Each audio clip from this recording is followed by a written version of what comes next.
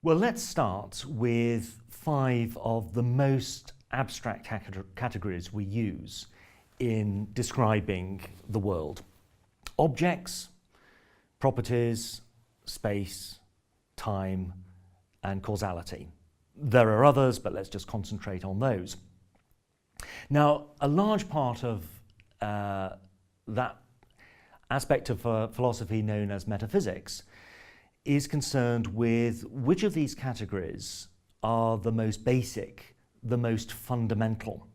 Now, you might take the view that they are all as fundamental, as basic as each other. By that I mean that you can't define any one of them in terms of the others.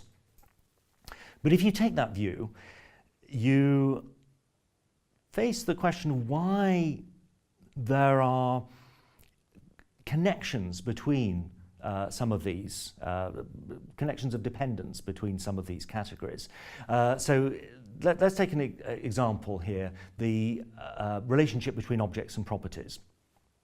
Can you think of an object without any properties whatsoever? Well, if you can you think of 2 objects without any properties? If you can, or you think you can, how are you differentiating them? Are you imagining one propertyless object here and another propertyless object there? Well, if you are, then you're putting them in space and you're ascribing properties to them. So I think it's not possible to think of an object without any properties whatsoever. Now, to express that metaphysically, there can't be objects without properties. Why not? Well, one possible answer to that is that objects just are properties. They're just collections of properties arranged in certain kinds of ways. Take another example, the relationship between objects and space. Think of material objects in particular, like this chair I'm sitting on. Material objects take up space. You can't think of a material object without thinking of it as having a certain kind of size, and shape, and so on and so forth.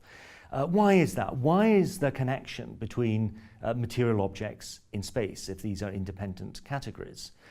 And one intriguing contemporary answer to that question is that objects just are regions of space with certain interesting properties. Not all regions of space are material objects, but those regions of space that are material objects just have certain kinds of characteristic properties.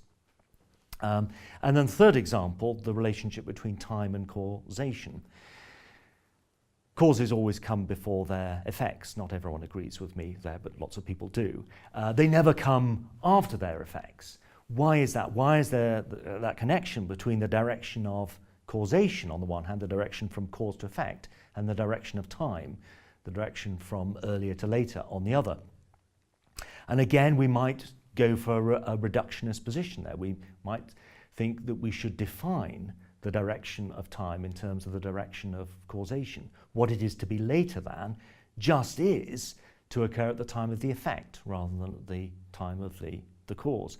Now, as a philosopher, I'm very drawn to reductionist programs. I think it's a good thing to deal with as a few categories as possible. I think there's something deeply intellectually satisfying about an idea that goes right back to ancient Greece, before even the time of Socrates, atomism. As Democritus put it, all there are atoms and void, that is, empty space.